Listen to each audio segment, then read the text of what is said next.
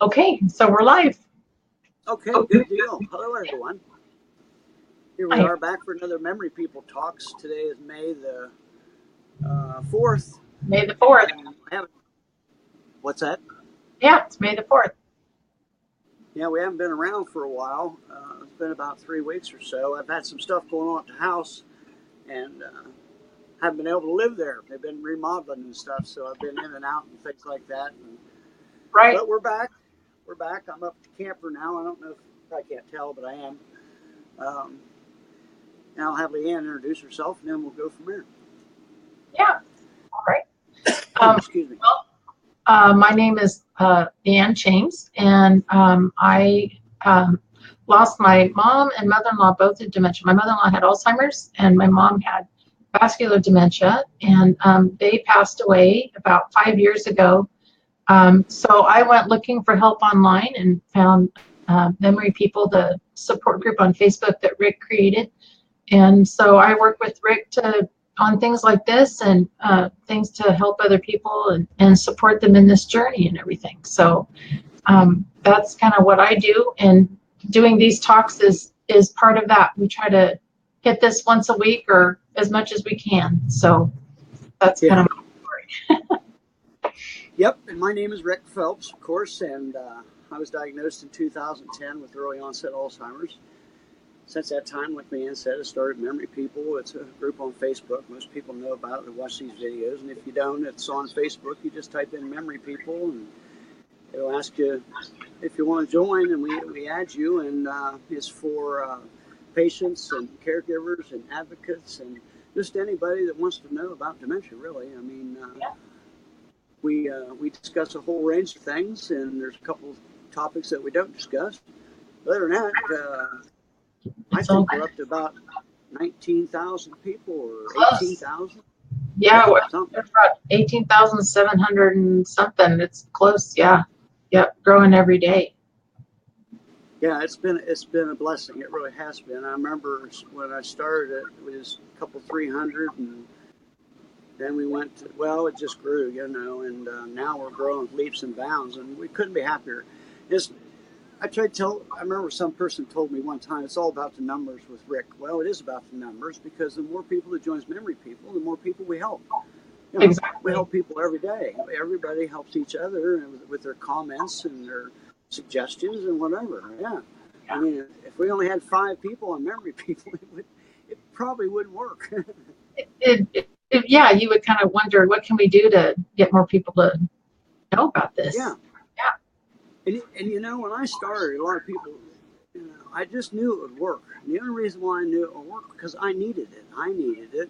And I learned a long time ago, I've had a couple, 3 businesses, and if you can find a product or anything that someone needs, then you're going to be successful. I Right. mean, it doesn't matter what it is. And I looked around for a long time. Well, not a long time. I was diagnosed in 2010, and that week, I mean, I was diagnosed in, I don't remember what month, don't matter, but the following week, I started out on a research binge, and I couldn't find nobody that knew anything Yeah. that would answer any questions. I Yeah. asked a question, they might get back with me the next day or something, and that doesn't work with a dementia patient. Didn't work for Right. me, so. Right. Right. And I was on Facebook, but I never used Facebook. I really didn't. I just joined Facebook about, I don't even know, maybe 3 or 4 months before I started Memory People. And I realized that it was a tool to get to reach people. It just absolutely is. Everybody knows Yes, that. And it's like live interaction. It's like people can yeah, actually have a conversation. yeah. And, Yeah. and it's um, instantaneous. That's what I like about it. You don't have to wait. Somebody asks a question at 3 in the morning on Memory People, you're going to get an answer. It ain't going to be 3 hours later. I mean, that's just the way it is. So it's 3 in the afternoon. Somebody's always around, and but anyway, I'm just rambling. But it works. It works well, and people really enjoy it. And it's an escape, if you will, for the caregivers sometimes to Absolutely. vent. about what's going on in their life and the tragedies they go through and some of the triumphs. It just, it works good. You find out you're not alone. I mean, because we are worldwide, so people all around the world are dealing with this, and it's the same everywhere you go. Well, it certainly is. I know I talk to people all over the world. Well, we both have over the years, and everybody's got the same, the same questions and the same problems and same issues. And dementia affects everybody the same way. I mean, So it's a good thing. So today's topic, me and Leanne come up with this. She's such a good egg. I just love her. We come up with our topic today, and it is false hope. Yeah. Which is an excellent topic. Well, it's everywhere, Let me just comment too. We have 4 people watching, which is really good. So that means it's all working. But everybody that's here, and if you see this, there's a comment box. So go ahead and leave a comment. And what we're going to do is we read those, and then if you have a question or you want to make a comment or whatever, I will see them and read them, and then Rick and I will address that and talk about it so that it's kind of an interactive thing. And I just wanted to say that if somebody's new, that they know they can talk to us. Are you seeing the comments, or is there Not yet. I'm a little nervous. I don't see any comments yet. So last time the comment box wasn't working real well, but I'm switching over to our other page too, just to make sure that, So, but anyways, today we're talking about false hope, which is timely. It is. Yeah, it's rampant too. You'd be surprised if and I'm not saying we have the best site on Facebook. I truly think we do, but I don't go to many anymore because I'm so busy with memory people and things like that. But I have a couple other pages here locally that I've got a couple thousand people in, or maybe 3,000 or 4,000. And I don't, the same way with memory people, I don't allow people to go crazy on the page like some of these Facebook pages are. I mean, I just don't, the 4-letter words and it just out lying about whatever, or just whatever, Right. If people wants to do that and create drama and stuff, that's fine. It's just that it's not how I roll. And I've called some people on my other pages on it, and some of them understand, and some of them don't like it. But I get a lot of replies on the other pages about how they like the forum, how it's uplifting. It's a safe and comfortable place to talk and not feel like you're going to get pounced on. I tell everybody, there's nothing wrong with debate. I enjoy debating people about anything, as long as you're, reasonable about it. Right. Exactly. Everybody should have an opinion on things, and my opinion is no better than anybody else's, no worse. I mean, but that's why memory people I don't really work so well, I think. But anyway, back to false hope. One of the big things that I wanted to mention is Sunday is a big day for me. I know. The ceremonies start at 12:30. AM or PM? AM. AM. So early. Yeah. Well, everybody in the UK will be ready. I know. I have a stage set up in the back of the house. Oh my goodness. I'm going to walk across the stage and get my diploma. Well, cool. Good. And is Phyllis going to record it? Yes. Phyllis is going to be she's going to be the videographer. Yeah. Awesome. Good. And the diploma will be, Sunday I graduate from early onset Alzheimer's to full-blown Alzheimer's. Yes. Because I turned 65, and if anybody follows this fiasco close enough, you will know that if you're 65 or younger and diagnosed with Alzheimer's, you have early onset Alzheimer's, just because of your age. Because of your age. If you're 65 or older, you have Alzheimer's. If you're 65 or less, you have early onset. So, I mean, I know this, but like if you're not 65 years old yet, and you're having issues with memory, whatever, and they say, well, we think you have Alzheimer's, there is no additional testing or anything else they do to say that it's early. Yeah, It's just your age. If you're 64 and a half, you have early right. on. And if you're 65 and Yeah. one day, yeah, This is one of them things where somebody in their infamous wisdom wrote down somewhere that if you're 65 or younger, you have the early onset Alzheimer's instead of Alzheimer's. Now, who knows when this? I mean, I don't know where it come from. It's just I make light of it because I thought it was ridiculous when I first learned about it. that's the only I criteria even that I know of. It's just right age, right? But yet they because the say that neurologist. Go ahead. I'm sorry, no, I was just going to say, but then they say it progresses differently, that it's different than, Progresses faster. It's the I'm not, fastest progressing dementia type of dementia that there is, which is another fallacy. But that's what the neurologist told me when he diagnosed me. He diagnosed me with early onset Alzheimer's slash MCI, mild cognitive impairment. yeah, And of course, I asked him. We asked questions, and he said, "Well, we diagnose people with early onset Alzheimer's because of your age. You're only 57 years old." And I'm like, "Well, how old you got to be to get Alzheimer's?" He said, 65. so why And he aren't said people that was diagnosed with early onset cancer or early I onset? don't know. I'm He just, said it with straight. He said it with a straight face. I just couldn't believe it. I yeah, just couldn't believe it. I've never And really researched it that much, but well, it's like everything else. You're going to get different answers to everything. But this is what I've always read and always heard: that if you're 65 years younger, you have early onset Alzheimer's. If you're 65 or older, you have Alzheimer's. Here's another idiocy that we have to deal with. Sunday, I will no longer be disabled. I really love this one. that's right. I will no longer be receiving a disability check Sunday because I turned 65 and I'm not eligible. I'm not employable, so I'm no longer disabled. I just get Social Security then. They kicked me off of disability. Everybody, not just me. You know, if you turn 65, you're not employable anymore, so you Right. don't get disability anymore. You just get Social Security. I see. Now, here's my beef with that, and I don't care. I paid in the disability. Everybody does. You pay in the disability, you pay in the Social Security. You know, that's what you do your entire life. You know, you pay into these two.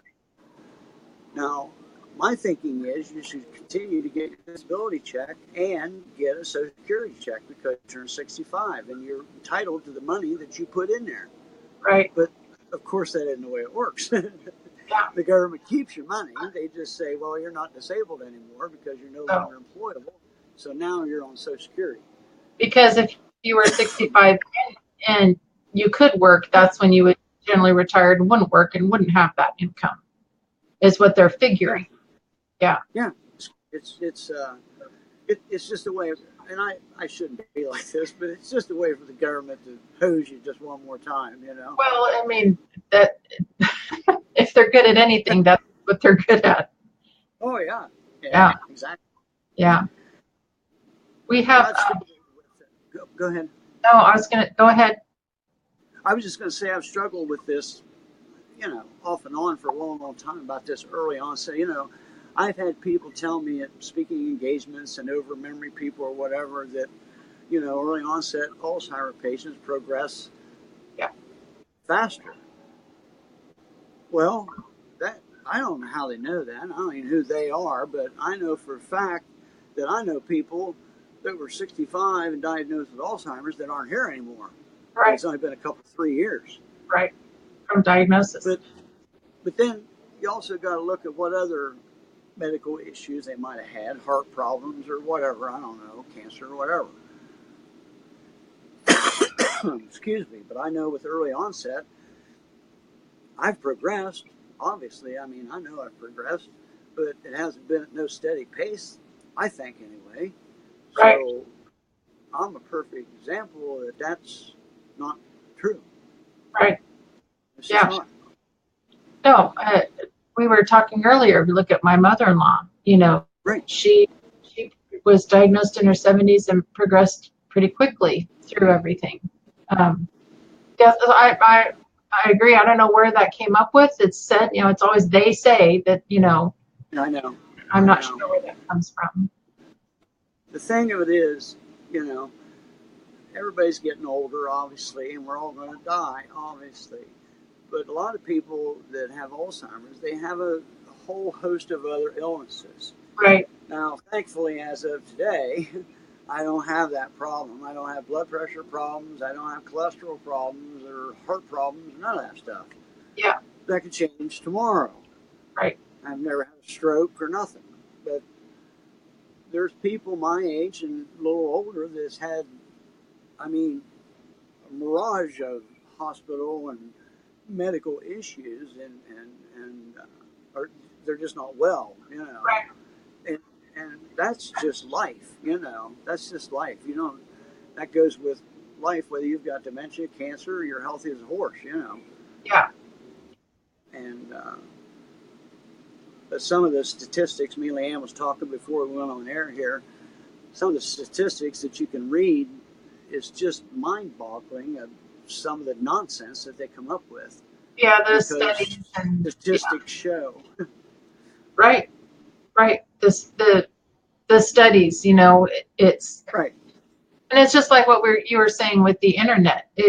All those things are only as accurate and as good as the person who's putting it out there. It is. It is. And that doesn't mean everybody on the internet don't know anything. That just means what it means, you know. It's just right. as good as the person putting it out there. Exactly. We do have some comments here in the box. So, okay. Yeah. Oh, I see. Okay. So 14 people are watching. Awesome. Okay. So let's see. Somebody's watching from Ireland. So. Ireland. Yeah. Yay. Margot said one scam or false hope would be coconut oil. Yep. Yeah. We see that. And here's the thing. I'm glad she brought that up. Here's the thing about coconut oil. We've battled, well, not battled, but we've talked about this for years too. Our stance, when I say our stance, memory people's stance on coconut oil is, you know, excuse me, nothing's bad for you in moderation. Excuse me, but the amount of coconut oil that some of these people prescribe to you for dementia is up to 8, 10, 12 tablespoons a day. Not good. Excuse me. To treat Alzheimer's or whatever, yeah. Right. Yeah. And first of all, it doesn't slow the progression and doesn't stop Alzheimer's. And all you're doing is giving yourself a much greater chance of cholesterol issues. Yeah. I've never downgraded anybody for. I've got a cold. Excuse me. That's okay. I've never downgraded anybody for believing that coconut oil helps their patient. I mean, the only thing I've ever said on memory people is when somebody comes out and says that they know for a fact that it slows or stops the progression, which is an absolute lie. It doesn't, and there's no studies on that that shows that. So we don't allow that stuff to be said because it's simply not true. Might be someday, but it's the old fallacy I've said forever. If coconut oil slowed the progression of Alzheimer's, you wouldn't buy it down at Walmart for $5 a jar. No. I mean, our concern has been that people are safe. That's why we don't let things go on in MP because you're going to take 8 or 9 or 10 tablespoons of that every day. People tell you to eat that much, you're going to treat dementia. And there are stories out there of people that have really been hurt by that. So. Well, yeah, and it's no different if somebody come up with the idea that 10 or 12 Mountain Dews slow the progression of dementia. Exactly. Those things like hot chocolate, drinking hot chocolate, and they're just, there's tons of them. Aluminum pans. That's another aluminum pans, yes. Taking different things, I think turmeric and different herbs and things like that will prevent you from getting it. And if you want to take those things, like you said, you take those things, I mean, that's perfectly fine. we just wouldn't want anybody to get hurt. And I think that, and you've Right. talked about it, walking in the reality of this. There are no studies that are showing this as medical proof. No, Yeah. I wish there was. You know, Yeah. I, along with millions and millions of other people, wish that I could take a couple teaspoons of castor oil or Whatever. whatever, Yeah. and it would slow this progression. Oh, I'd do about anything, but yeah. we're simply not there yet. And these are all false hopes. Yeah. That's all these are. I mean, if you think your loved one is better because you're getting a coconut oil, well, more power to you. You know, whatever. Exactly. Right. Exactly. Julianne said here, Excuse me. it's okay. Julianne said, being a caregiver is the hardest thing I've ever done. Mom has been gone for 2 years and it has changed me and I can't get me back. I was asked if I knew would I do it. That's the dumbest question asked. I think she meant if she would do this again or whatever, but yeah. What was the beginning of her? What'd you say? The She beginning said of it was. being a caregiver is the hardest thing I've ever done. Oh, I'm Her mom sure. passed away 2 years ago. Yeah. And she said it's changed me and I can't get me back. And I could just tell you, Julianne, I've lost my mom and my mother-in-law both. And what I personally have found is that that's not there anymore. Trying to get back to me or how I was or how things were, it's just not there. Like it's now you're reinventing, kind of like reinventing yourself in this new life that you're in, because everything that you're experiencing now is without your mom. And it Right. always will be that way now. So, I don't have, those are like pillars in your life that when they're gone, it's Right. a very different thing. So, Right. yeah. And you know, caregivers, and here's the thing that I think about all the time.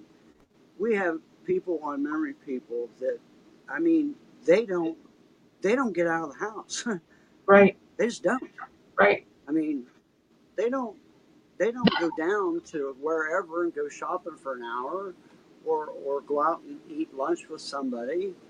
Never. Them days are been gone, and they're gone until sadly the situation changes where the person's in a nursing facility or they pass away.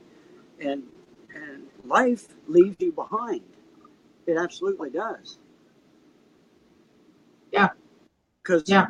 you are devoted 24/7 to this person that you love. And I give them all the kudos in the world, and I always have and I always will. Yeah.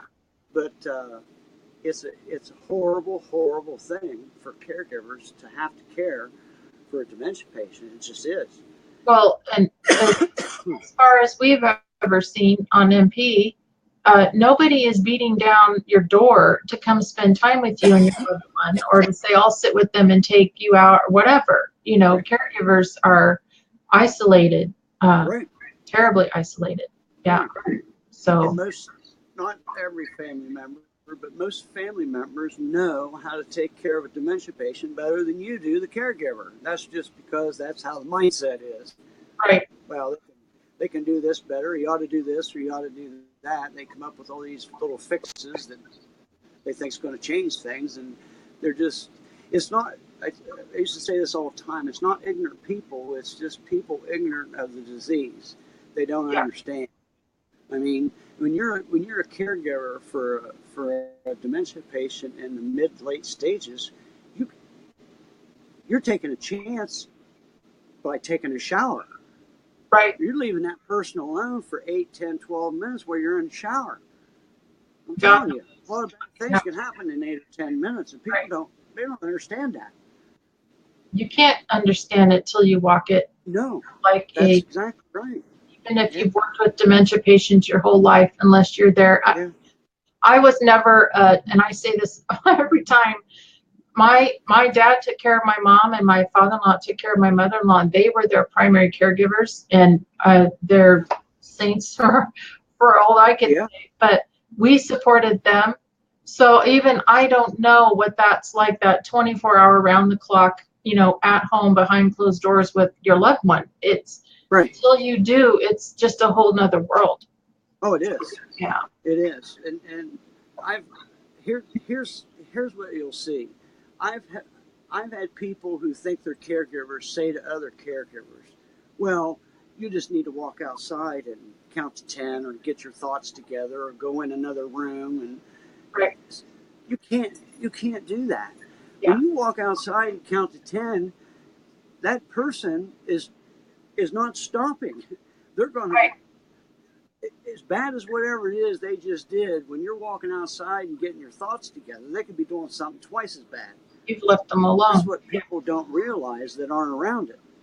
Yeah. And that's why you have to be, it's like, and that kind of plays into the whole false hope thing. You've got to Yeah, be aware of your circumstance and what works for you and what doesn't. Like yeah, well-meaning siblings, well-meaning friends saying, well, have you tried coconut oil or have you tried this? We have members on right. MP that all the time, and it's just like they just don't Yep. understand. They don't get it. No, That's not going to work. the thing I beat the drum about a lot in the years past is about wondering. And a lot of people say, well, my loved one hasn't ever wondered, and they never have. And the thing of it is, wondering is one of them deals where they haven't yet. Because your loved one can sit in a recliner and that's what they do all day and all night. That's what they do. But if there's going to come a day when you're going to go in the kitchen and make something, or you're going to be in the shower or something, and you come out and they're not in that recliner, Exactly. And and it's that fast. that's when the most horrible feeling in the world is going to get in the pit of your stomach. Yeah. I'm not saying this to scare people. I'm just saying that this is a reality. Right. The people that has happened to is the people you need to talk to. I've seen this in EMS and I've seen it in police work, and it's, if you think losing a small child is scary, try losing your 80-year-old mother. Right. Huh, the Right. person that brought you into this world. And it's speaking of that, it's like you plan that, you go to a store, whatever, you keep an eye on, or if you're at home and Right. with a small child, you take all of those precautions because as soon as they start walking, they're going to start doing Oh this. yeah. Well, it's Yeah. never to degrade a dementia patient, but you kind of have to be in that mindset. You do preventive as much as you can. That's all you can do. Yeah. Yeah, That's all you yeah, can do. You know, uh, you got to sleep. You got right, to take a shower. There's certain private times in your life you just got to do it. right. And But this how doesn't mean, we're not talking about this to scare people, that just because you're in the shower, your loved one's going to bolt out the door or something. But it happens, I mean, yeah. it just does. And Oh goodness. it's one of the things that isn't taken seriously enough, and until it happens to you. And the first thing, I was on a radio show there last week or the other day or something, and I tried to talk about this. And the first thing people do is call 911, thinking the people that come to their house are trained in this, and they're not. I know they're not, because I was there. I was Yeah, in police work and I was in EMS, and they're not trained to take care of a lost dementia patient. That's right. just what you think. Mindset. Yeah, right, right. Now they're going to help your loved one. They're going to, I'm not, but what I'm telling you is they're not going to know what to do, Yeah, because they're exactly. not trained in that. Right. And how to They're, deal with they're not, a dementia patient and what a patient might be feeling and going through. especially one that's been wandering for a few hours, Yeah, or a couple hours or a couple days or something. yeah, Um, I can tell a quick story here. One time I was out on patrol, and make a long story short, this guy had been driving in his car for 5 hours.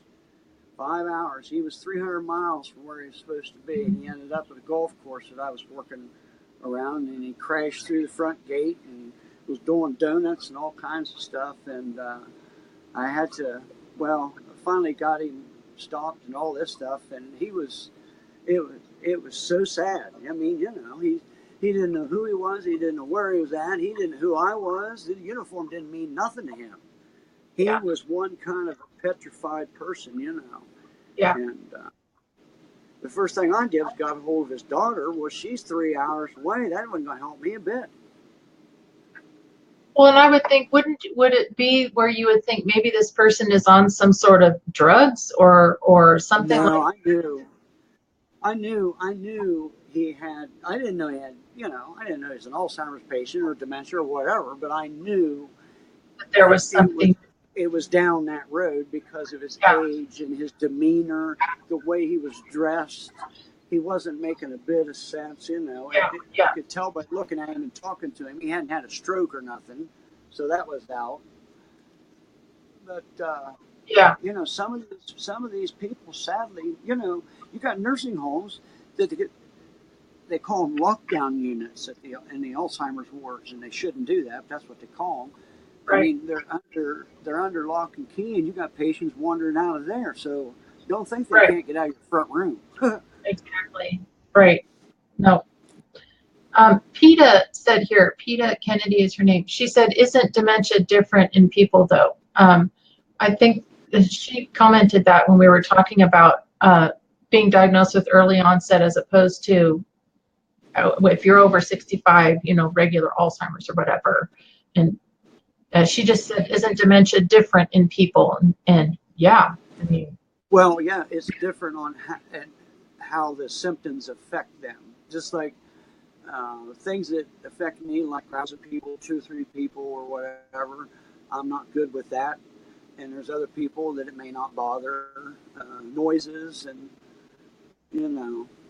But it absolutely, all types of dementia affects people different. I mean, yeah, like yeah, I deal with, and we've talked about this before, sundowners. A lot of people battle with that, and some people don't. I mean, right. it's just.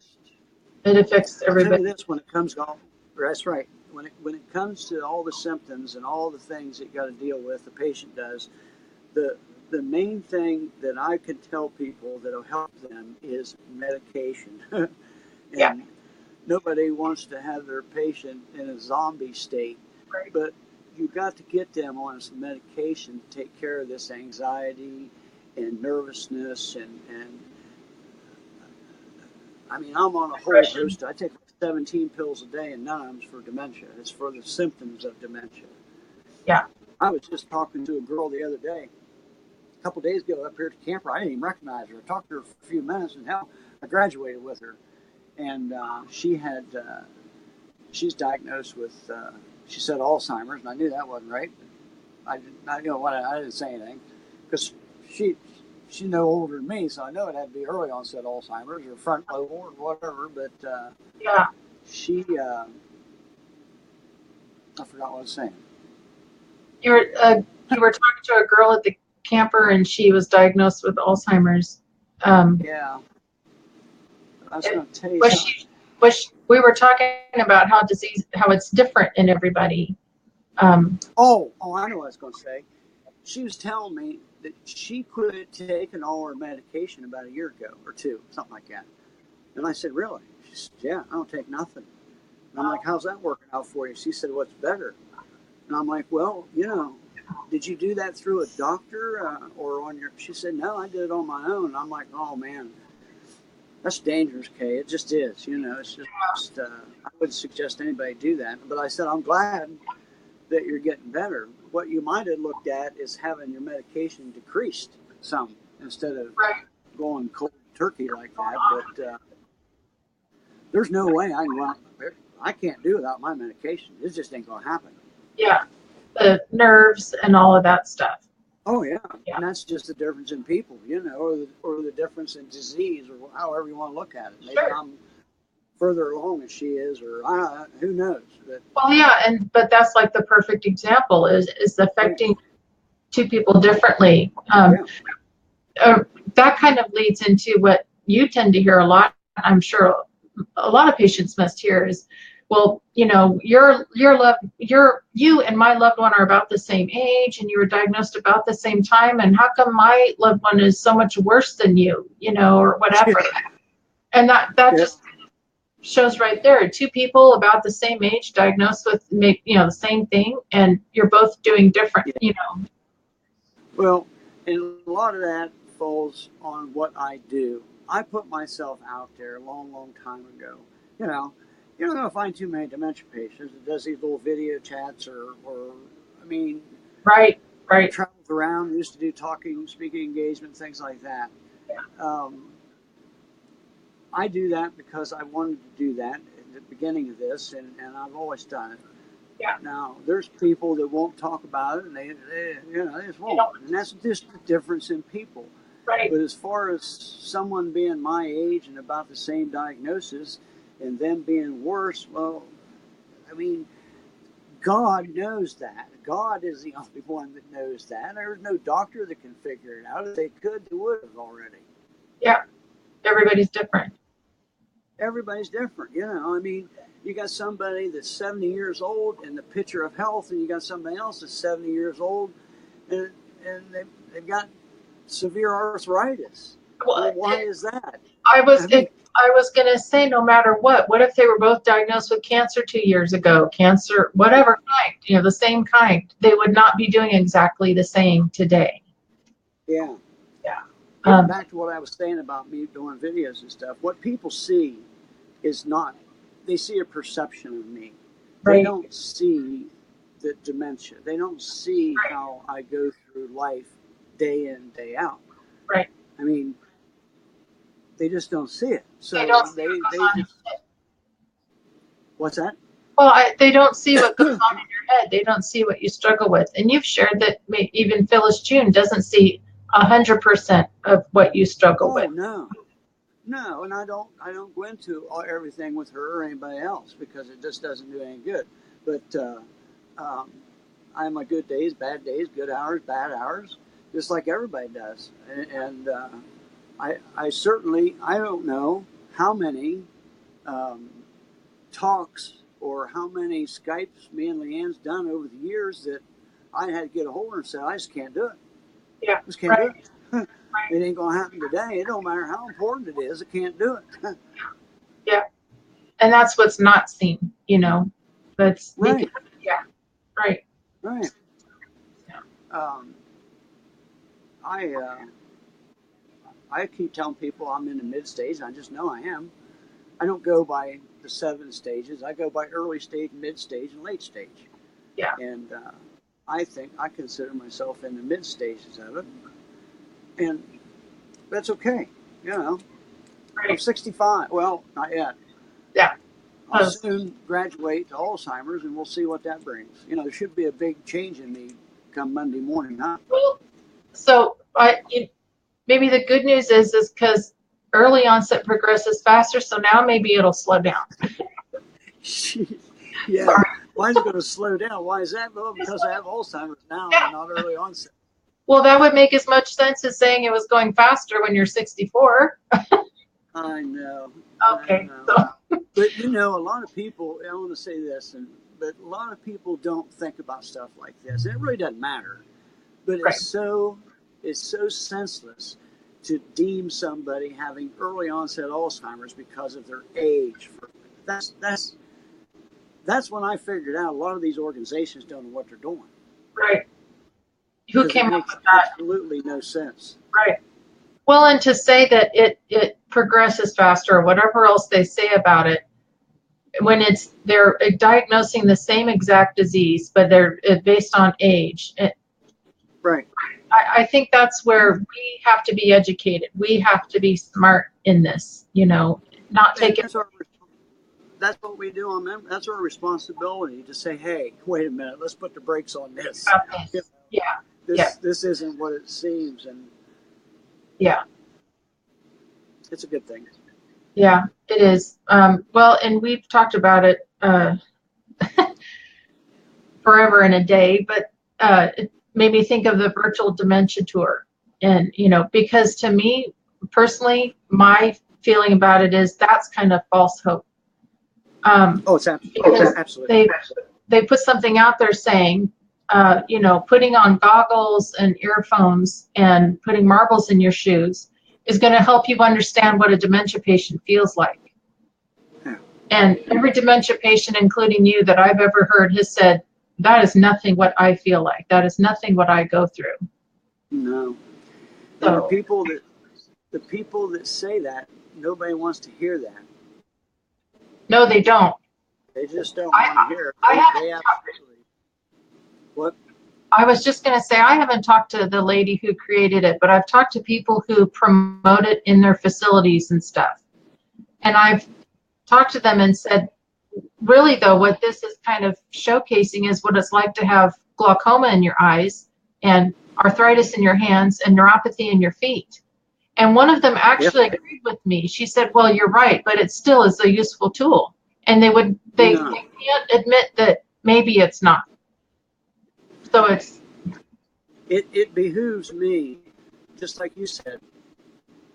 I don't know any dementia patient that'll say, "Well, that's exactly that."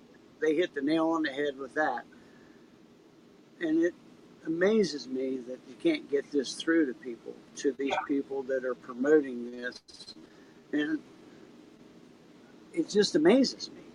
I mean, it, if it was anywhere close to it, I'd be the first one to say, "Well, yeah."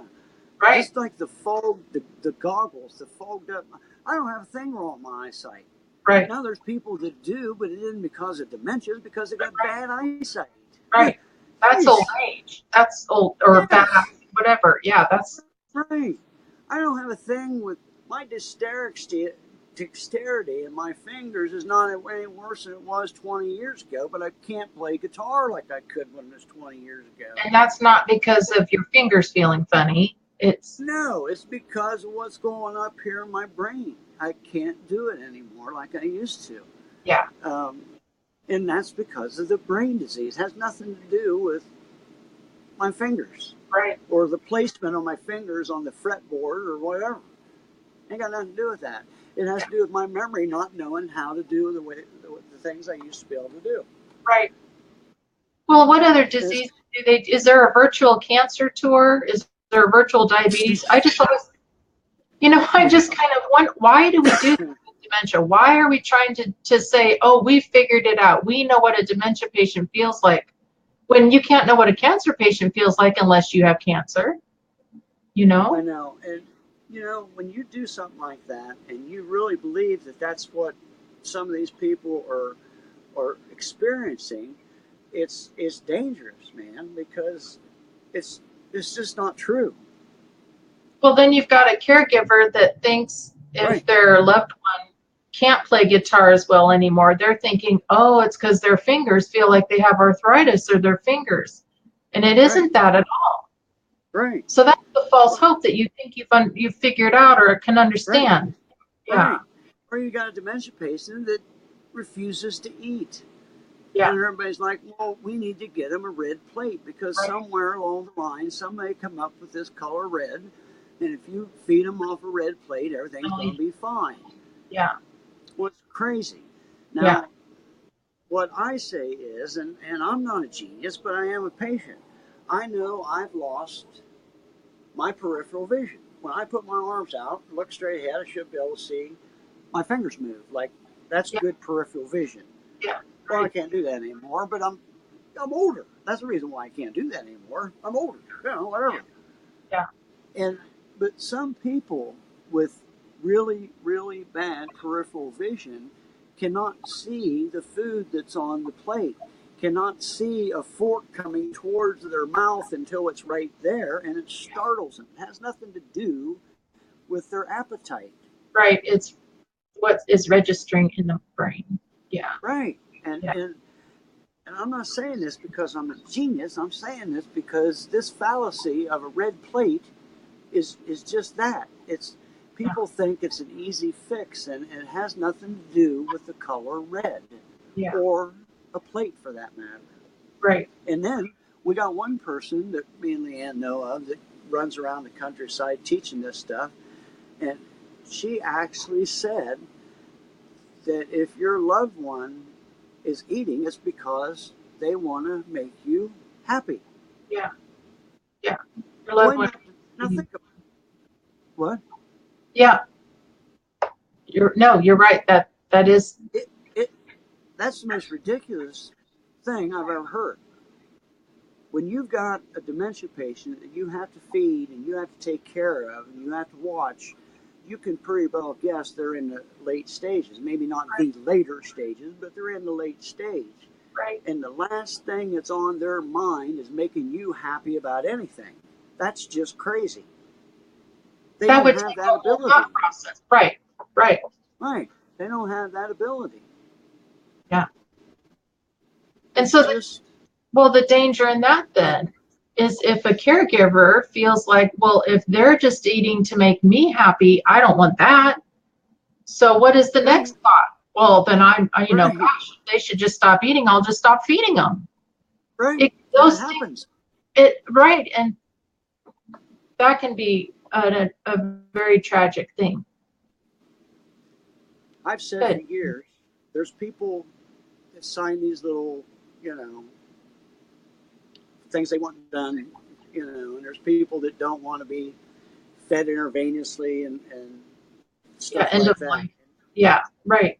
Yeah, and more power to them. I believe in that. But if the patient hasn't done that and made them arrangements and made their wishes absolutely crystal clear, then the day that you stop feeding and giving your loved one something to drink is the day that you need to quit eating too. Yeah. Because this BS about, well, it's a euphoric feeling, Yeah. you're you're starving them to death. That's Right. exactly what you're doing. They're not in pain, or it's Yeah. a natural thing or whatever. Remember Yeah. what I told you a few weeks ago? If you don't believe me, just watch Survivor. Huh. Right.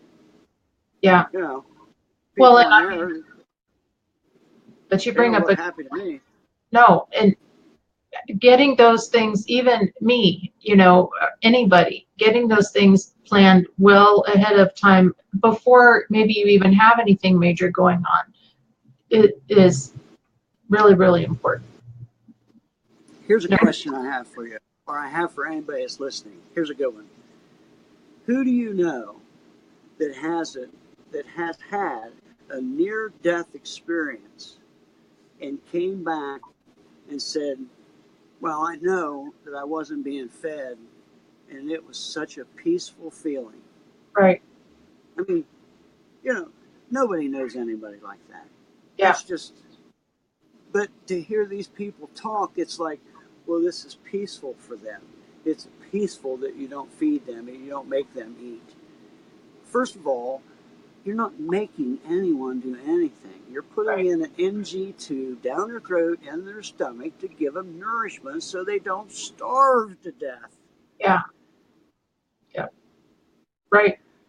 I don't know. But you have to, There's pros.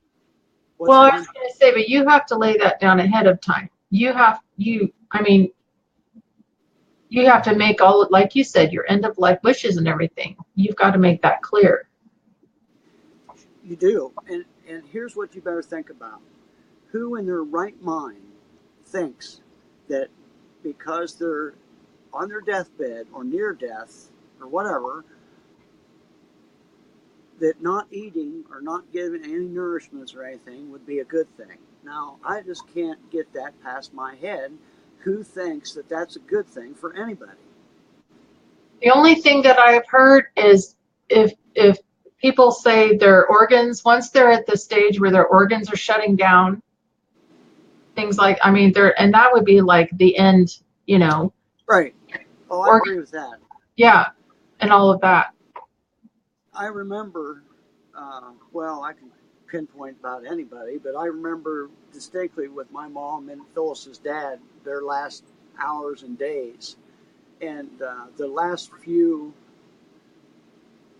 hours, I'll say, was they couldn't, I mean, the only thing you could do was moisten their lips, Yeah, and you couldn't even give them a drink of water or an ice cube or something, or fret they would choke to death or something like that. So you didn't want to do that. But that's that's pretty much common sense. But we certainly didn't stop feeding my mom a week before she died because she just didn't seem like she wanted to eat. right, I mean, right, nobody even thought about that. But exactly. this goes on all the time now. It's a big thing. Well, they don't want to eat. They're just eating to make you happy. So think about that. Well, and exactly, somebody thinking that they know the mind of a dementia patient is kind of a scary thing. Uh, It's irresponsible. yeah, It's yeah, irresponsible. I mean, any elderly patient that you deprive of food and water is irresponsible. Right. And Right. that's my opinion. I'm not, there's people that won't agree with that, and that's great. It's just my opinion, and your opinion But too, I guess. But well, yeah, and yes, and we get questions about that. yeah, Gosh, mom isn't, she's not able to feed herself much and she doesn't really seem hungry. And what do I do? And mom may be in later mid stages and not even near, right, um, so it right. is a valid concern. It is, and Yeah. that's for everybody. It don't have to be a dementia patient. You get anybody that's up in their, could be 70 for somebody, could be 90 for somebody else. Yeah. But there's nobody I know of in my family or in my immediate family. I mean, that'd be the day if Phyllis June would drastically get sick tomorrow and be on her deathbed a month from now, that we're going to quit feeding her. Right. This Right. isn't going to happen. Yeah. You know. Yeah. And that's something everybody's got to think about. You've got to think about that stuff. Well, you better, because it may never come up, and it may come up a lot sooner than you ever would even Exactly. think about. Yeah. It's never too early. Somebody else made a comment here too. Margot said there is an over-the-counter, I think Prevagen. That is the name of it. I've seen the commercials. She said, my loved one sees the commercials and wants me to buy it. They're expensive and they are only vitamins and they will not bring his memory back, but he cannot No. understand this. Yeah. Well, that's because he doesn't have the ability to understand that. He sees something on TV that they're taking advantage of people by running them commercials. Yeah. Uh, there's nothing that anybody sells over the counter or by prescription that's going to slow the progression. That's just the truth. Right. Now, Right. try to get somebody to understand that don't want to understand it or can't have the ability to understand it. It's a whole Well, I different was going ballgame. to say, yeah, dementia or not. We had a dear Right, friend of ours, and all he could see for his wife was a cure. He just right. couldn't deal with it other than just waiting for that cure. And he would ask me about this stuff, and it broke your heart. So, Any any caregiver, excuse me, or any dementia patient longs for a cure. yeah, That goes without saying. But these people that they just dwell on it day in day out, I feel really bad for them, because life is passing you by. right, And I could have spent the last 7 years of my life worrying and researching and doing all kinds of stuff about a cure instead of doing what I've done.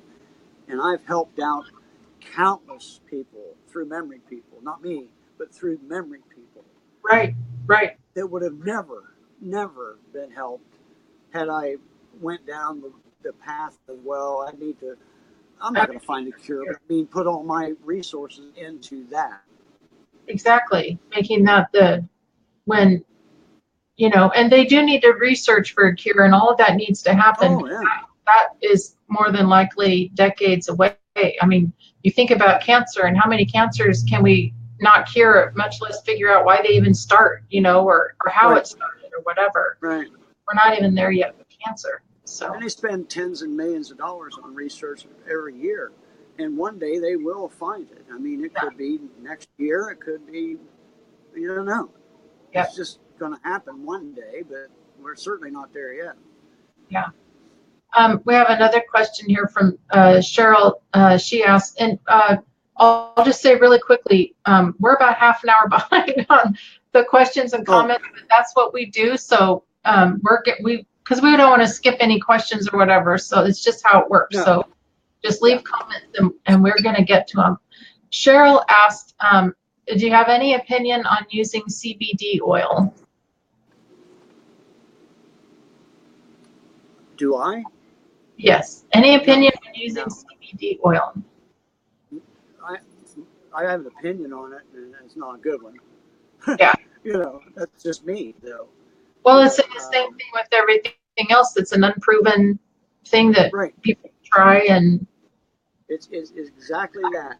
If someone wants to give this to their loved one, and their loved one seems to be doing better or whatever, well, that's a good thing. That's all. right, But I don't want no part of it, because It's unproven. Yeah. It's I don't I don't like being on what I'm on now, and it's prescribed by a doctor. Now, this oil that she's talking of being prescribed by a doctor, everybody knows what it is, and I'm not saying it's just not for me. I, Yeah. I don't want to go down that road. I have enough trouble with my memory and my mind. I don't want anything that's even closely related to a hallucinogenic of any shape or form. Yeah. I don't Right. want part of it. Right. I don't Yeah. want part of it. I quit drinking 7 or 8 years ago because of that. I Yeah. mean, I used to drink with the best of them, but I'm on so much medication I just can't do it, and I don't want to rob myself of what little memories I have. Yeah. And I made that conscious decision. Nobody had any more fun in the bar than I did. I'm telling you, Right. I love I love sitting around the bar and all that stuff. It But was a social. Right. Exactly. right, Yeah. right. Yeah. But I couldn't be around people anymore, and I was robbing myself of clear thinking. I mean, alcohol. Think about it. you know, it, It doesn't promote clear thinking. no, and, and I wouldn't say that I was an alcohol abuser, but I was pretty close in my day. Right. Right. So And that would be the last thing. I know people that smoke marijuana for years, and they just, it's the best thing since sliced bread, and more power to them. I'm just Right. not one of them, and I Yeah. don't promote it, and I don't. It's We don't. hallucinogenic, and it's Yeah. just We not a don't good talk thing. about it on MP. If and there are some things that we do take down. If there's posts about saying coconut oil cured their loved one or Right, CBD oil right. did whatever, we just don't go there. There's other sites that'll tackle that, I guess. But Well, and I want to say this before we get off this subject. I don't want people to think I'm a goody two shoes because I'm not. These people that smoke their dope at home and do whatever they do, that's their business, and hey, more power to you. But here's the thing: when you've got a patient, a dementia patient, that is in the later stages or whatever, and you decide to do this, there ain't nobody on this face of the earth that's going to know how that's going to affect them right, because they can't tell you. right. If they could tell you, they probably don't need it. You see what I'm saying? Exactly, right. Now, I'm not saying you use this oil and they're going to turn into a junkie. Nobody believes that. All I'm saying is, what if, just what if there's a 1% chance that you give this cannabis oil to your loved one and they have a bad experience and they Right. can't even explain it to you? Maybe it in whatever way it affects them Right, adversely. They have no way to tell you that. right. Yeah, The same yeah, way, if you give it to them and it helps them out immensely, they got no way of telling you that either because right, they've lost that ability to communicate. right. So that's where I come down on that. It's just, it's the unknown. Yeah, yeah, yeah, Okay. yeah. No, I I okay. feel like I'm on a soapbox, Leanne. I'm not coming across like that, am I? Because I certainly don't mean Not that at at all. all. No, Okay. I don't think so at all. You're giving your opinion on it. The Okay. only thing I Okay. I could certainly. add is because I did, we were getting posts and I looked into a little bit, and there's many, many different concoctions, formulations of CBD oil. Some are Right. legal and some are not. Right. So that's Right. another problem in there. And you have to be almost an expert to know what kind to give them and everything else. It's not under a doctor's prescription. It's just, yeah, Well, and here's what I always think about: even if you live in a state or you can get this legally through your doctor, that doesn't mean it's going to be a good experience for your loved one. yeah, exactly. It doesn't mean that at all. Yeah. And I don't want to take that chance. That's just me.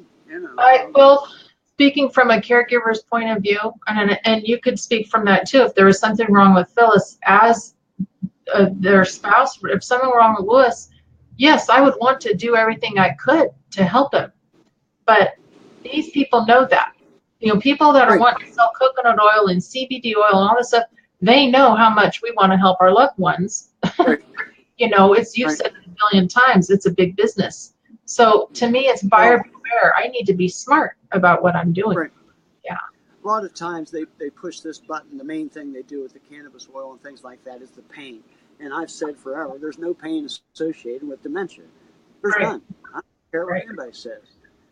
Now, that doesn't mean a dementia patient doesn't have pain. Of course they have pain. They're human beings. But my brain doesn't hurt. None of my limbs hurt because I have dementia, Yeah. Anyway, so we better catch up on the comments.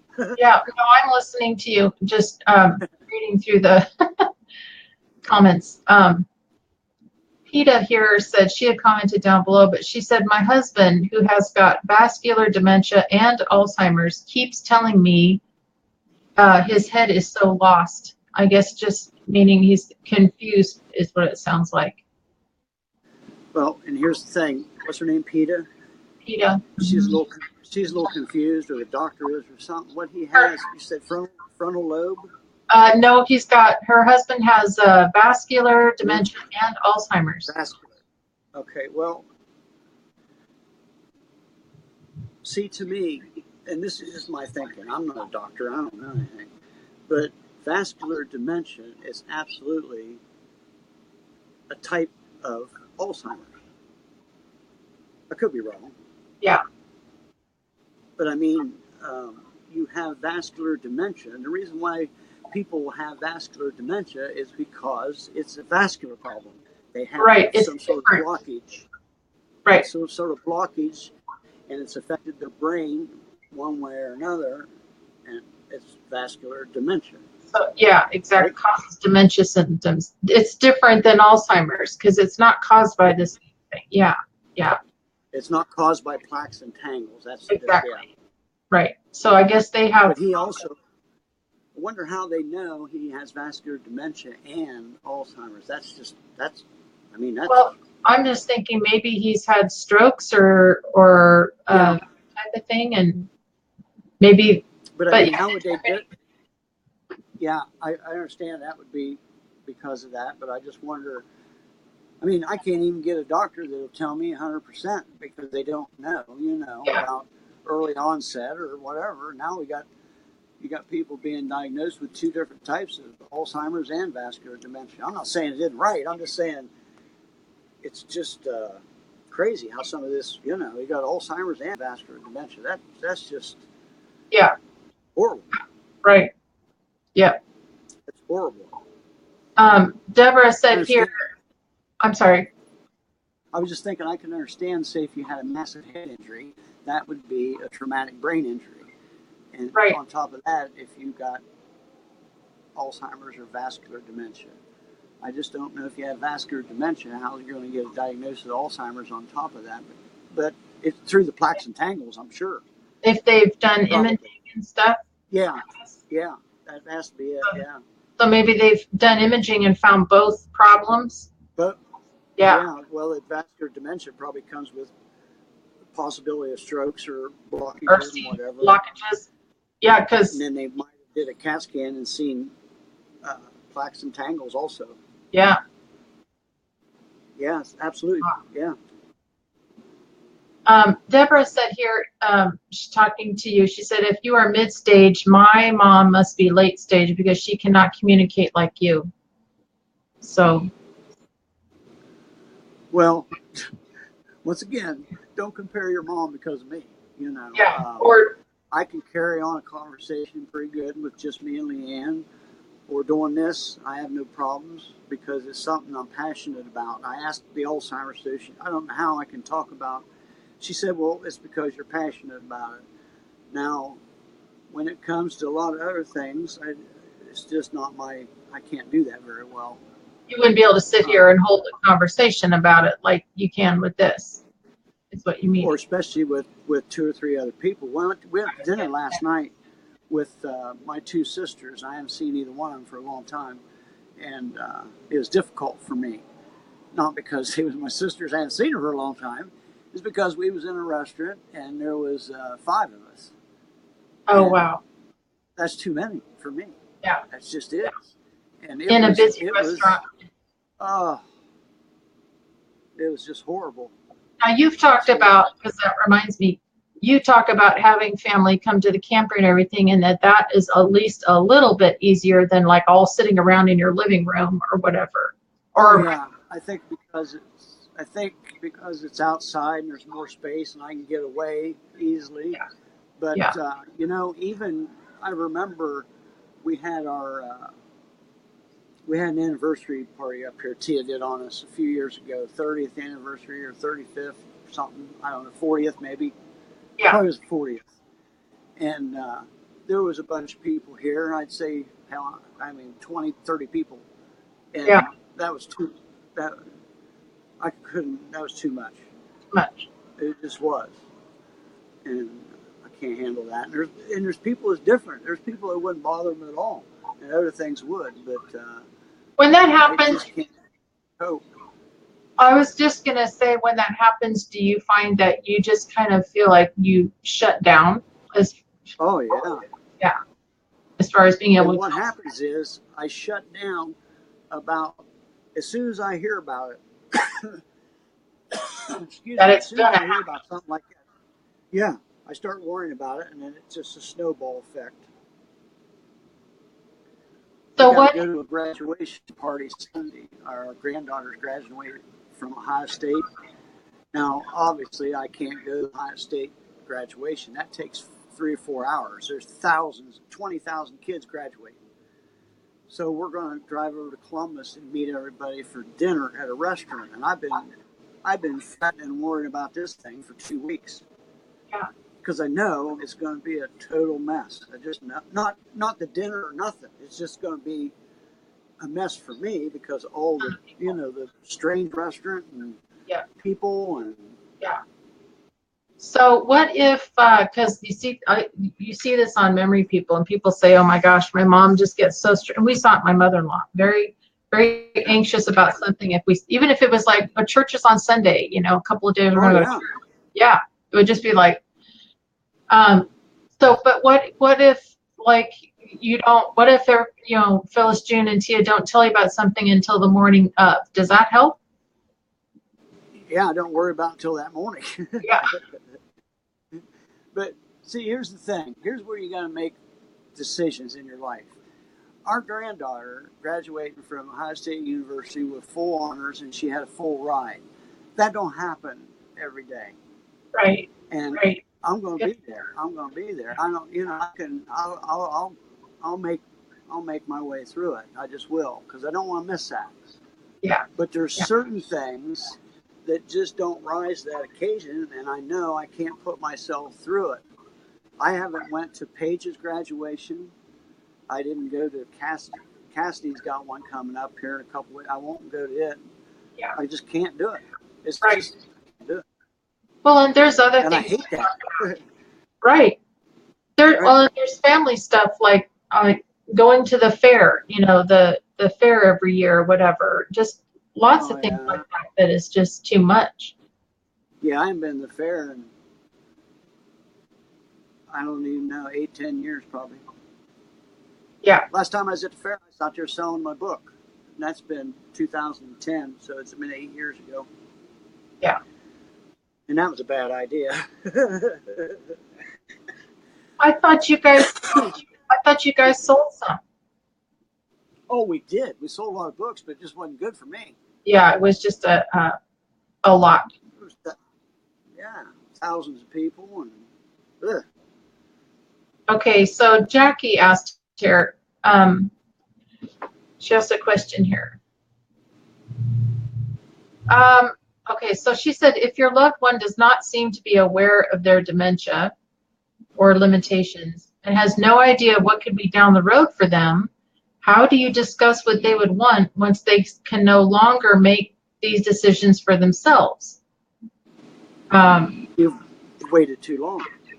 yeah, and how do you have the discussion about their wishes if they don't seem aware they have the disease, and to bring it up might upset them? It's kind of Like you past said, I don't want to be the bearer of bad news, but you done missed that time that you should have had that yeah, conversation. That's just, and don't feel alone because I would say 80, maybe even 90% of the people are like that because they yeah, just don't have that conversation. yeah. it's hard. Well, and like I said, like that was the blessing that we had with my mom and mother-in-law both. They had had that conversation. They had written it all out. We knew, and my dad too, and we knew what they Yeah, wanted. On top of everything else, thank God that we had that because everything's hard enough. So that's yeah, kind of my thing is I don't want to yeah, leave anything like that to my kids. Because it just makes exactly. it so much harder. Yeah. So Both our parents, both my and Phyllis' parents are divorced and were remarried. So that led to two, four, six, eight people, I guess, yeah, more parents. or something like that. Yeah. And with stepdads and stepmoms and all that jazz. And not a one of them on my side of the family or Phyllis has had anything taken care of, nothing. And you just got to deal with it. We didn't like it, but what are you going to do? I mean, Yeah. there's nothing more traumatic than going to your mother's. You get down there and you got to pick out a casket because they didn't. That's a Right. thrill. Pick out songs, pick out this, pick out that. Right, Yeah. right. And see, Because nobody does that. well, it's not like I'm going to turn over my grave if they play something I wouldn't have picked out. That's not it. It's just that I don't No. want them going through that trauma. Yeah. Right. Yeah. The worst time in somebody's life to be buying anything, and there's certain things that you got to purchase, like a casket and a vault. And that's the reason why these funeral homes are making a lot of money because they get you at your most vulnerable part of your life. Right. Yeah. Do you Yeah. want this $12,000 casket or you want this $3,500 one? Right. And your Uh-oh. mom's going in. Exactly. Yeah. Right. Your mom's going in it. Do you want this vault that's hermetically sealed that costs $9,000 or we got this other one that's on special for $1,500? See what I mean?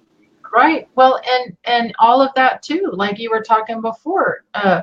feeding tubes. But my mom's made it clear, they didn't want heroic measures. That whole thing was all spelled, and my dad knew it was all Yeah. spelled out. So we knew what to do. Can you imagine? Can you imagine some of the family battles that are drawn Oh because mother dies and they can't decide what dress they're going to put on her? my gosh. I No. mean, I'll bet it happens. Right. Right. Just Absolutely. something that just something that trivial. Yep. Well, because you are so emotional and like emotionally charged, and everybody is. Yeah. Nobody's been through this. How many times have you been through losing your mom? This is the first Right. time. So yeah, Right. yeah. Joy said I, here. I, go ahead. No, go ahead. No, I'm done. I'm done. You I was sure? going to say something, but it's too personal. Yeah. Yeah. I don't want. I don't want to say it. Okay. All right. Joy said here, I have faith that researchers will invent a drug to help slow down alz. My brother was diagnosed with stage 4 lung cancer. He's a non-smoker. He started taking his cancer pills specific for his biological genetic makeup, and his symptoms have improved. He'll be on the pill for the rest of his life. I mean, so maybe someday we're Well, going to do something like that for, well, you know, yeah, I agree with her 100%. I have all the faith in the world too. I just don't, I just don't wake up every day or every other day thinking there's going to be a cure tomorrow or whatever. well, so like you've been doing this, you were diagnosed in 2010 and you made Yeah. MP. I think I came on the scene a few weeks later. So we've been Right. watching this for a while, 8 years, 7 years. Yeah. And it's looking at how far they've come and the milestones they've, crossed and everything else. Personally, my hope of we're going to get a cure has changed to, maybe someday down the road, but hopefully sooner than that, we're going to have something that will find this, that you've got it early on, and slow. HIV and AIDS is what I think of. You can see that someone has Right. HIV, now they prevent it from going into AIDS. If we had Right. that, how great would that be? It's not cured, but Right. at least, yeah. Right.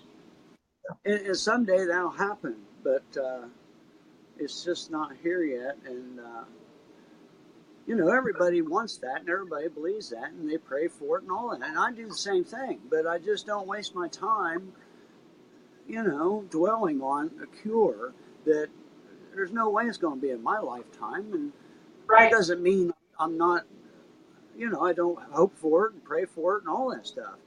Yeah. I'm just a realist, and you know, here's the thing. I know, and I know this for a fact. I'm not just making this stuff up.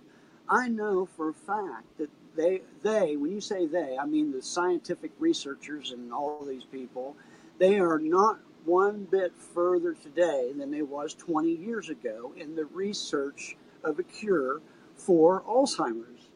They're just not. No, Now, a it's lot of people don't want to hear that and they don't want to believe it, but that's God's honest truth. right. They're Right. just not. That doesn't mean they're not going to find a cure tomorrow. They could, but they I haven't can in the last 20 years. They're not any closer. no, and I'm trying to remember. I have to look it up, but within the last 6 months, I believe, and I cannot remember all the specifics, but it was about one of the big names in research funding was pulling out of it because Yeah, for whatever reason. But it was kind of devastating because yeah. that was not a good sign. How many I think studies it. come forward and said this was successful? Yeah. Well, it goes right along. Now, once again, don't think I'm being a Debbie Downer here because I'm not. I want a cure just as much. I would like something to slow it down just as much as anybody, especially being a Right. patient.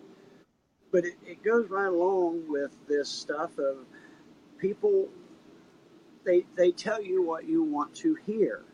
Bill Gates, something like 9 months ago, donated $10 million to the research of Alzheimer's. And it come out 3 months later, his dad has Alzheimer's. Yeah. Well, that's good. But $10 million to Bill Gates is like me donating $20 to the Alzheimer's Association. It Right. didn't do anything, and it's not going to do anything. Right. It's just not. Yeah. I remember when Obama was president, and he tried to get funding, more funding, he appropriated funding for Alzheimer's research. Well, Right. everybody thought that was it. There we That's a cure go. all for everything. Yeah. Well, it didn't mean nothing. We've not. It means I haven't heard anything that has come from. no. Yeah. And then you have these. Here's what you have then. You have all these clinical trials. Well, you hear about these clinical trials, but you don't hear the results of them. You know why? Because there isn't any good results. Yeah. And I'm all for clinical trials. I'm not against them. They're just not for me. But the truth of the matter is, they're not a bit further along now with clinical trials than it was 20 years ago. And then you have people say, well, you got to have them because you got to. And I understand that. I Right. understand that. All I'm saying is, the truth of the matter is, we're no further along than we was 20 years ago, and there could be a cure next month. Right. Right. Well, yeah, how That's many? all I'm saying. And that's realism. That Right. doesn't mean you don't have hope. It means that you are looking No. at this realistically. How many new drugs have come out that have said, "Hey, this is as good as Aricept, and it actually does slow down the disease." Even Aricept had to say, and it says Right. on the commercials, they have to start saying it doesn't slow down the disease because they can't prove that it does. So Right. that's kind of backwards too, because when that first came out, they were saying it slowed it down. So Right. They were sued by the FDA, and they had to come out with that. They call it a misclaimer because what that excuse me, what that means is they lied about it. right, making claims So that weren't proven. Right. right, Yeah. right. Yeah. We'll get If you there make one a day. claim like that, people's going to purchase that drug. Well, exactly. Excuse me. You know what Yeah. concerns me a lot, because we heard it, neurologists that we've talked to, and people are still being told that Aricept will slow down their loved one's disease. And the It's not makers true. themselves say that it doesn't. So why are neurologists telling patients? It's just one of my soapbox things that that's false hope, and that's not right to do that. No, So they're either misguided, misinformed, or they're just telling the person what they want to hear, what they which want to hear, none of the above, none of it's any good. it's not right. It's not. No, And you don't. not right at all. I don't think you need to, like, I was always very careful how I talked around my mother-in-law and talked about the disease and stuff, because I felt like who needs to be reminded over and over that they're gravely ill, Right. and who, that's just not necessary. So those conversations don't have to happen, in front of your loved No. one. Yeah. Here, Um, let me tell you this. Let me tell you this story here. I don't know if people heard this before. I know Leanne has, but it's a good one. Our family doctor. He's been our doctor for 40 years, and he's the one that hooked me up. Well, with the first I've seen 3 or 4 neurologists. He got me into a neurologist. He was the head neurologist over at Ohio State University, and I went over there for about a year and a half. And then I asked my doctor. I said, I don't know why you're sending me over there. This is crazy. He said, Rick, because if and when they come out with something that's going to slow this progression down or even cure it, the chances of you getting hold of it is much greater oh, being hooked in with a neurologist over in Columbus University than it is here in Coshocton, Ohio. okay. Now, he should have never told me that because that's misguided. It's not true. I don't care who you're hooked up with. If they come out with a cure tomorrow, it isn't something you're going to read in the tabloids or on Jerry Springer or that Dr. Oz. Dr. This Oscar. is going Yeah. to be somebody's going to win the Nobel Peace Prize, and it's going to be known everywhere that they've come up with something that slows progression. Right. But Right. whatever this is going to be, it's not going to be released to the general public, me, for years down the road. That's just how it works. Look at the people. Do you remember back in the 80s, they come up with this cocktail that few people like Magic Johnson could afford it? I What think was he it, was like the first one. $5,000? Yeah. Yeah, Yeah. Because he's the only one that's that could exactly afford that. Yeah. right. Yeah. That's exactly how this is going to be. I If, agree. well, if, but when they find whatever it's going to be, you're not going to be able to run down your local Walgreens or Walmart and get it through a prescription. It Right. ain't, you know, the common people are not going to be able to afford this. And that's just, once again, it's Yeah. reality. Yeah. Right. That's not trying to be the bearer of bad news. It's, No, no. yeah. There's going to be people make billions of dollars off this deal, and you know why? Because they can. Right. Yeah, And it'll still be buyer beware like it is now. It'll still be, right, be careful what you're right. believing, what you're doing to your loved For one. for years, Yeah. because it'll be the unknown. I mean, Yeah. we're not even there yet, but when it gets there, you could better believe it's going to be. And once again, a lot of people say, well, it's not my attitude. I'm just trying to be realistic to everybody that Exactly. this is Well, what you got to think about. there's all kinds of things. There's, eat this type of diet. This will help you prevent get Alzheimer's or whatever. And Right. it's always good to be as healthy as you possibly can, but it's never been proven that any kind of diet specific is going to prevent you from getting Alzheimer's. No, So, I remember. I I'm probably off a little bit here, but I remember back in the 70s or early 80s where this I don't know his name now, but he was a famous heart surgeon. And he did the first transplant, the first human transplant of a heart in uh, Africa, I believe it was, or something like that. And the reason why it wasn't performed in the United States because nobody could afford it. oh, Couldn't afford it. Nobody could. So they went to a third world country, and whatever. yeah, Nowadays, a heart transplant is done like is nothing. right, You see what I'm saying? 30, right. 40 years later, it's nothing. It's But back changed. then, you might hear somebody having a heart transplant 2 or 3 a year. Yeah. Now they do 4 or 5 a day Now it's all just a over the matter, United States. right. It's just a matter of waiting for a donor or for Right, kidney or whatever you're talking about. It's right. just a donor.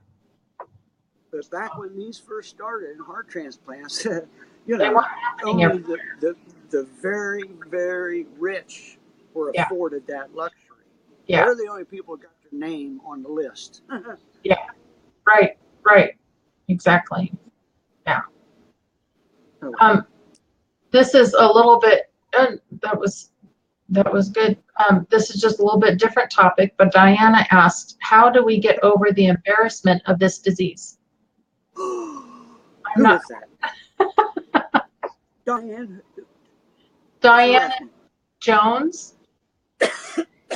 First of all, excuse me, Diane Jones. We are going to thrash her with a wet noodle. Do not ever, ever be embarrassed about having dementia. Ever. Is this the one that you talked to at the camper? Excuse me? Is this the person you talked to at the camper that has? No, I don't know. Oh, okay, okay, all right. My, I just know.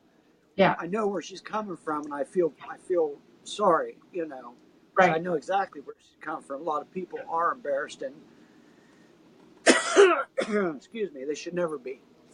Yeah, Never yeah. ever be like being embarrassed you got cancer. Well, because I was going to say, number one, you didn't do anything to get this. This No, isn't your fault. Yeah, no. But I understand her question. I have a deep empathy for people that have to go through that. They're embarrassed. embarrassed. Right.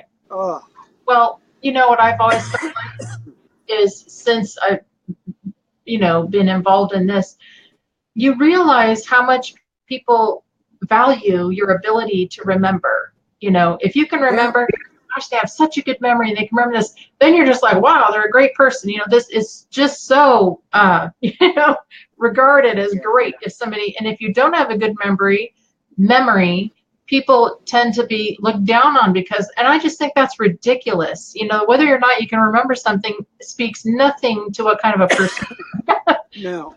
So, I went through a lot of things in the last few years with this dementia thing, even before I was diagnosed and after I was diagnosed in this past several years. But I can tell you honestly, not one of them was embarrassment.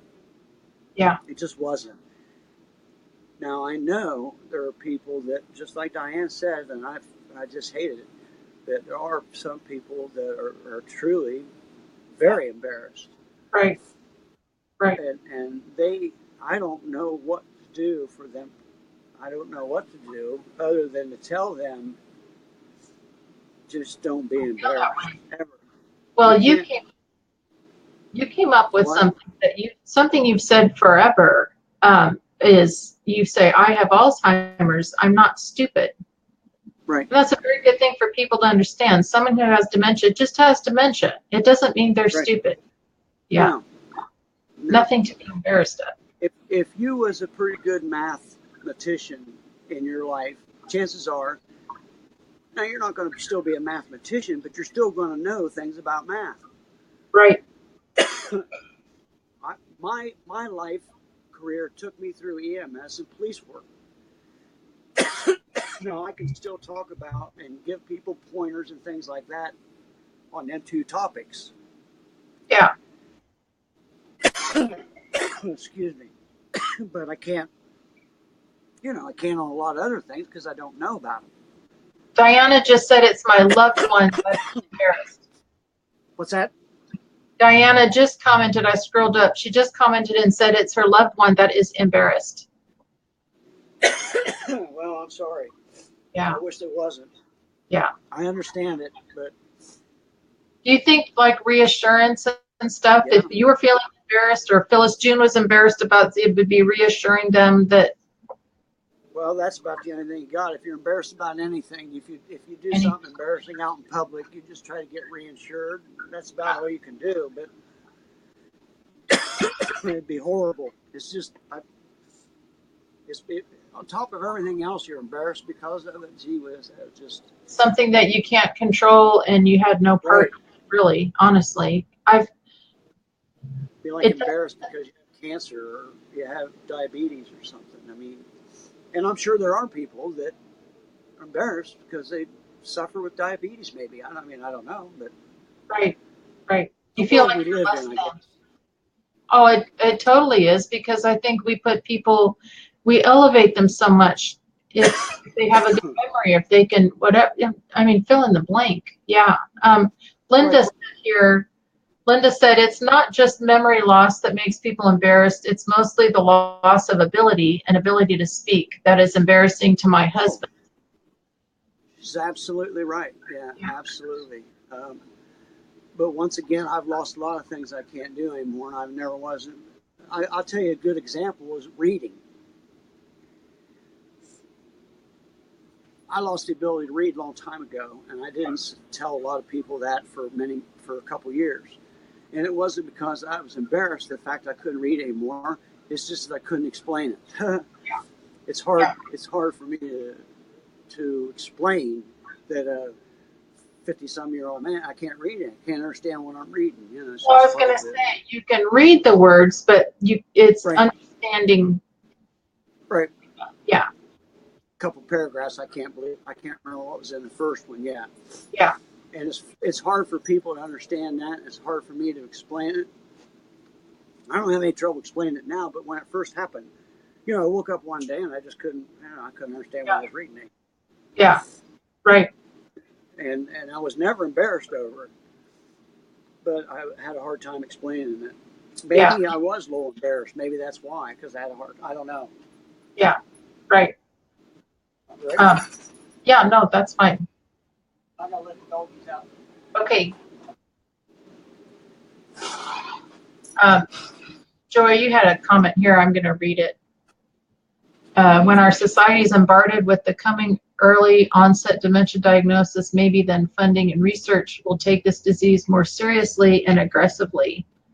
I read the baby boomers will be the ones where early onset will start the realization of how rampant dementia, particularly early onset. Yeah. I agree with that. I think so too, because there's going to be so many of them.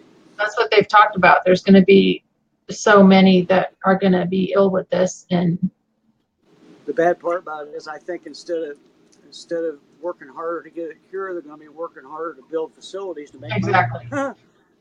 I mean,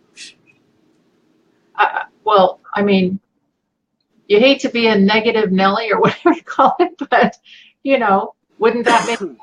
Build more oh facilities. yeah. If I was, Sure. I'll tell you what. If I was a businessman and contractor, I'd put 3 of them up in this community right here.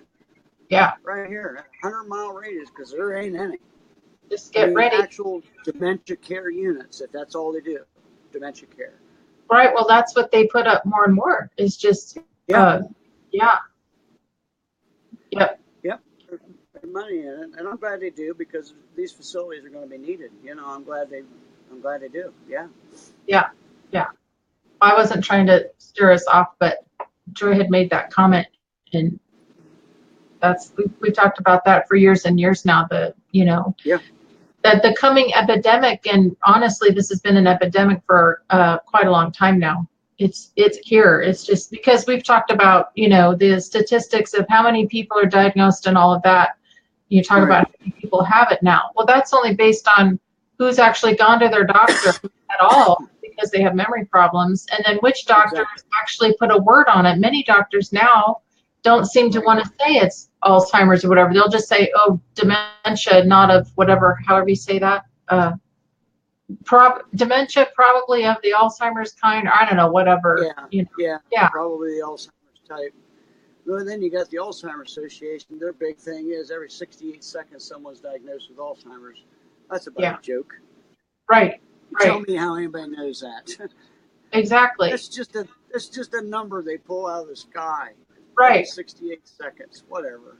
Well, and that's the same thing. That's people that have gone in and their doctor said, yeah, the only way you can definitely determine Alzheimer's is looking at the brain after death. I mean, there's no definitive test. So it's. No. Well, and then what about the millions of people that was never diagnosed, ever, because of whatever reason? They didn't go to the doctor, or they died, or whatever. I don't know.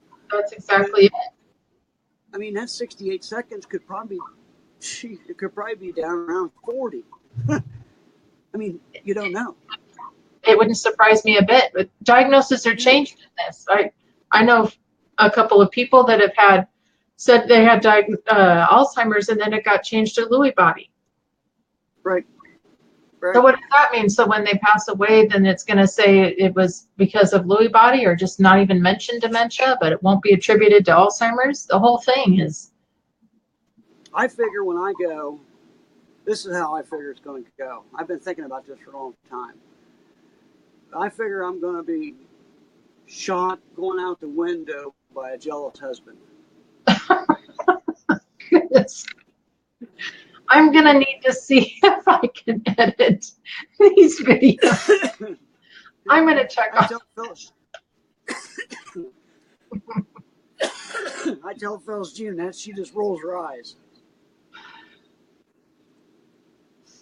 I'm sure she does. Yeah, she does. She does that. She does that a lot. So anyway, we got any more? Yeah. Well, Troy just commented here, early onset people are typically the youngest ones in these memory care facilities. There just needs to be early onset dementia homes just for that age group. No, that's because they diagnosed before they were 65. Yeah, yeah. It's the fastest progressing type of dementia that there is, early onset. Then you ask somebody, why is that? And you never can get a straight answer. Right. No, I've not really heard a reason for that. No. Or a reason why you got to be 65 to have Alzheimer's. I mean, that's a mind-boggling number there too. You mean how did they pick 65 and not 60 or 70 or 62 or 70? Yeah. Right. Somebody somewhere come up with 65. Well, like you said, you kind of wondered, is it tied with disability? Or, why is that the magic number? Yeah. And I'm not making light of it. We're not making light of it. It's just that these are some of them things we talk about when we say there's a lot that goes on. It's unexplainable. It's unexplainable, but we tend to just sit back and accept this information that we get. And, I'm teaching Maggie all the time. Don't just accept information, no matter who it comes from, the school or wherever, that's just, the gospel truth. Well, and that's highly a problem with that's a whole other topic, but, with our colleges and learning institutions around the United States, it's just, what was I reading the other day? What was I seeing? I seen on the news the other morning where they took 6th graders. They had like 40 6th graders, and 37 of them couldn't tell time on a clock. Like oh my, because everything's digital now. Yeah, if it wasn't digital, they had no idea what time it was. 30 some of them out of 40. Can you imagine? So basically, yeah. So if a clock can't tell them, they can't tell time. They can't. Right. Wow. Right. They don't know if it's 20 after 2. They don't know what that means. They're just like, I don't know what time it is. Yeah. I just can't fathom that. Yeah. Well, with Maggie, we were talking about politics, or she was talking about how, Lewis always has politics on in the car. He's taking her to school or whatever. And she said, it doesn't matter to me. And I said, no, it actually does. You've got to be wise and not just accept, even from this, you've got to know how to dig for the truth. And that's really kind of what we're talking about here today, is digging for the truth in things. Right. But you and I talk about a lot is, We do. Yeah. We do. Yep. Diana said here, she just commented, there also seems to be no support groups for the dementia persons themselves, only caregivers. No, memory peoples for dementia patients. We've got several dementia patients. I'm one of them. Yeah. I think what she sees is, it's difficult for a dementia patient to express himself, to type. Yeah. Well, and maybe do that, local. Maybe she's talking about local groups that she could take. Oh, that could be. Oh, that could be. Yeah. I don't know. The Alzheimer's Association, I don't know if they provide anything like that for. Well, it used to be when, I can only speak for this area, but I remember I wasn't allowed to go. Support groups, and I wasn't allowed to go because I was a patient. I couldn't believe it. I do remember one of our members was a patient, and she was only 55. And she said she wasn't allowed to go because she was too young. They had an age Yeah, cutoff, yeah. and she wasn't old enough, but yet she was a patient. See, somebody, this is what I mean. You just got to stop and think who comes up with this craziness. Right, right. They told me the reason why they didn't want a patient involved in their support group here locally is because the caregivers couldn't express themselves like they would if I was sitting there. And I'm like, well, that's in your mind. That's all Yeah, that is. That's in your mind. yeah. Because I know exactly what's coming. I could tell you what's coming better than anybody that cares for somebody because I have it. Right, right. Now, granted, there's some patients that don't, that you wouldn't want at a support group. You just wouldn't be a good Well, thing. maybe there are some that wouldn't want to go. Diane's husband, sounds like Right. he would want to go. He would want to That's participate in. what I mean. Yeah, This, and he can't. once again, everybody's different and he can't. That's just, it's crazy. Yeah, and it may be some people are, um, they're comfortable online and all that kind. Maybe he's not, but Diana, he would be welcome to join MP, and that would be totally up to Oh, you yeah. guys, and that would work out. But yeah, we have quite a few patients on MP, and they Yeah. post and Yeah. comment, and yeah. Yeah. So yeah, I thought she meant on memory people. You're right. Yeah. she She's right. commented here local. Yeah, Yeah. Yeah. She's right. I mean, I remember like here locally, they didn't want me. I went, after I talked to them a couple of times, and I went after that, and yeah, it was great. I mean, because they yeah. bounced quite. That's the reason why I wanted to go, so they Right. could ask a patient things that they wouldn't ask their loved one. Exactly. Well, instead of sitting around saying, like I would have been with my mother-in-law, I don't know why, I wonder. why is she doing this? And everyone's sitting around saying, I don't know, maybe it's this, maybe it's that. And then you said, when Right. you're around a bunch of people, how it can affect you. And Right. that helps me to see maybe that's affecting her that way. Yeah. That made a huge Pretty difference. simple premise. Yeah. Right. So but like, I mean, and you've said that's why you've made MP the way you did, because everybody can benefit. I always hope the patients get a benefit out of sharing. I guess to know that you're not alone in this and everything would be good. Right. Yeah. I remember I had not a bunch, but I had a few people that were very important in the dementia world. They were very important because they thought they were, but they'd tell me that this will never work because you can't have patients and caregivers together, and that still that still blows my mind to even think of that. Yeah. Right. Somebody somewhere had to sit around. Well, we can't have these two groups of people together because that'll never work. So then they say that, and then everybody just believes that and says, well, so and so said this wouldn't work. So Well, I told him that's the craziest thing I've ever heard of.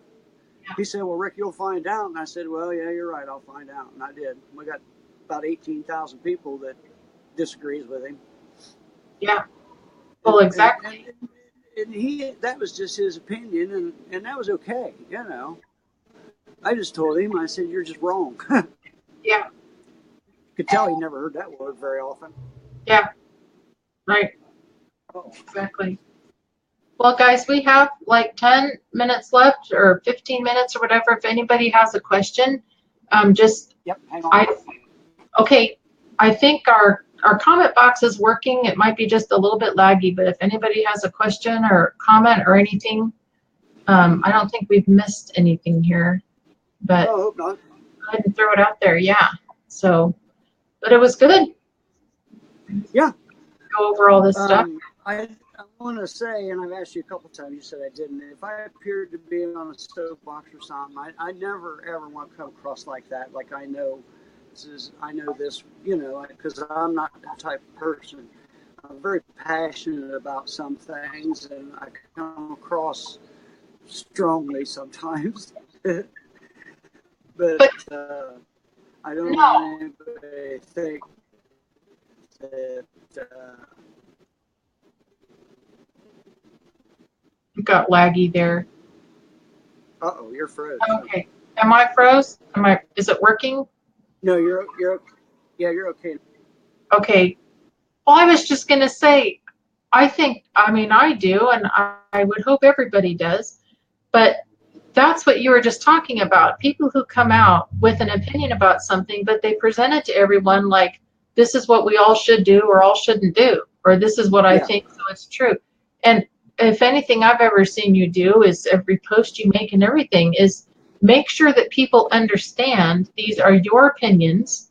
So it's truth for right, you, but if it's not truth for them, the world is not going to come to an end. Everybody has their own opinion, their own look at things. right, And right, so, right. yeah, That's what I guess I worry about that sometimes because I've had so many people in the prior years um, say that it's always about whatever Rick says goes, and that's never been.